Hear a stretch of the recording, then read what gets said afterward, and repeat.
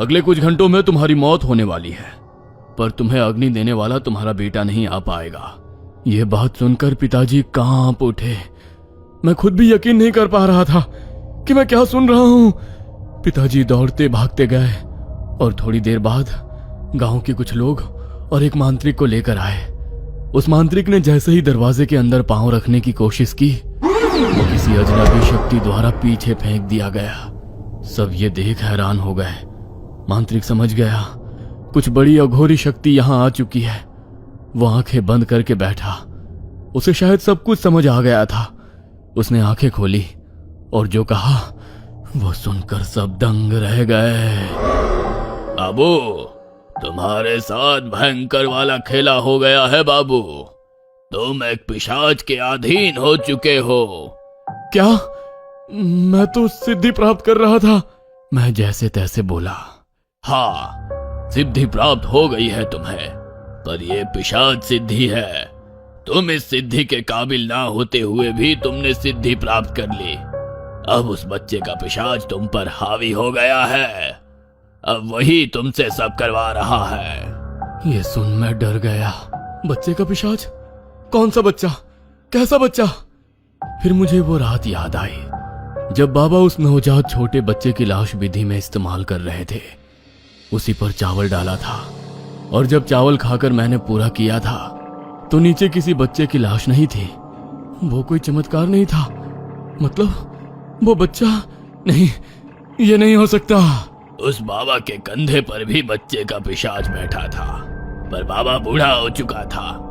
उसकी मौत नजदीक आई थी, इसलिए उस पिशाच को एक नए शरीर की जरूरत थी। उसने तुम्हें फंसाया है बाबू। तुम्हारी लालच, हवस उसने भांप ली थी, पर वो बाबा खुद से तुम्हें सिद्धि नहीं दे सकता था, क्योंकि तुम कोई सिद्ध पुरुष नहीं हो। तुम एक साधारण आदमी हो। कोई सिद्ध पुरुष ऐसे गंदे पिशाच अपने पास नहीं भटकने देते। पिशाच वाली सिद्धि के कुछ नियम होते हैं। अगर सिद्धि प्राप्त करने वाला आदमी सिद्ध पुरुष ना हो तो वो सिद्धि प्राप्त करने के बाद पिशाच पर काबू नहीं रख सकता। अगर वो आदमी किसी भगवान को नहीं मानता तो पिशाच उस पर हमेशा के लिए हावी हो जाता है। दूसरे इंसान को सिद्धि देने से पहले सिद्धि से दूर रहने के लिए कहना पड़ता है, और उसके बावजूद कोई साधारण आदमी मना करने के बाद भी 3 बार सिद्धि की मांग करे तो सिद्धि दी जाती है। साधु बाबा ने तुम्हें 3 बार वार्निंग दी, पर तुमने फिर भी सिद्धि मांग ली। सिद्धि से आने वाली दिक्कतों के बारे में बताने के बावजूद तुमने हामी भर दी और तुम फंस गए। मैं ये सुनकर सुन्ना हो गया। गांव वाले भी एक दूसरे की तरफ देखने लगे। फिर मांत्रिक अचानक बोला, पर सबसे बड़ी गलती जो तुमसे हुई है वो खुद तुमने की है, ना कि उस साधु ने। गलती? कौन सी गलती? मैं सोचने लगा। साधु ने बोला, साधु ने तुम्हें खेत वाले कुएं पर चावल के हिस्से डालने को कहा था, पर तुमने इस घर के कुएं में चावल डालना शुरू किया। यही तुम्हारी सबसे बड़ी गलती है।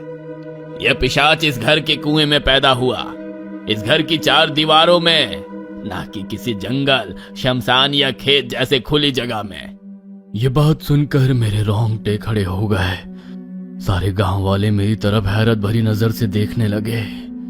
मांत्रिक ने कहा, खुले आसमान के तले किसी कुएं या नदी पर चावल डालते रहते तो तुम भी हर जगह जा सकते, या हम तुम्हें पकड़कर किसी मंदिर ले जा सकते जहां से पिशाच भगाया जा सके। पर तुमने इसके घर के कुएं को चुनकर इस घर को पिशाच का घर बना दिया है। अब ये पिशाच ये घर कभी नहीं छोड़ेगा। तुम्हें अब इस खंडहर से कभी बाहर नहीं आने देगा, ना इस खंडहर को किसी को छूने देगा। अब तुम हमेशा के लिए इस घर में बंद हो चुके हो। मैं तो क्या, कोई भी अब तुम्हारी मदद नहीं कर सकता। क्या? मैं रोने लगा। यह नहीं हो सकता। मुझे तो इस गांव से नफरत है। इस खंडहर जैसे घर में रहने का सोच भी नहीं सकता। मुझे तो अमेरिका जाना है, गांव में नहीं रहना, इस खंडहर में एक पल भी नहीं। मैं गुस्से से उठकर घर के बाहर दौड़ने लगा। कि पिशाच ने मुझे वापस घर में फेंक दिया। मैं रोने लगा। अरे ये कैसी सिद्धि है? हे भग, मैं भगवान का नाम लेने की कोशिश कर रहा था, पर मन में भी मैं भगवान का नाम नहीं ले पा रहा था। मुझ पर पिशाच ने पूरा काबू कर लिया था। फिर मेरे दिमाग में आया, ये सारी जमीन वो बिल्डर खरीद चुका है, वो ये खंडहर तोड़ देगा, फिर तो मैं आजाद हो जाऊंगा। तभी मेरे कानों में वही आवाज गूंजी, ये खंडहर अब ऐसे ही रहेगा, कोई इसे तोड़ नहीं पाएगा। यह मेरा घर है और तुम मेरा शरीर। अब जब तक तुम्हारी मौत नहीं आती तब तक ऐसे ही रहोगे, वही करोगे जो मैं करवाऊंगा। तभी बाहर आओगे जब मुझे जाना होगा। वो हंसी की आवाज गूंज उठी। मैं रोने लगा। मेरी ये हालत देखकर मेरे पिताजी मेरे पास दौड़कर आने लगे, लेकिन दरवाजे तक पहुंचते ही वो दूर फेंक दिए गए। वो ये बर्दाश्त नहीं कर पाए और उनकी वही मृत्यु हो गई।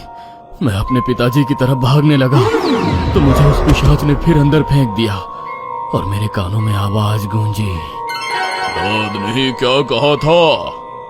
कुछ घंटों में मौत होगी रामदीन की और उसे उसका बेटा अग्नि भी नहीं दे पाएगा।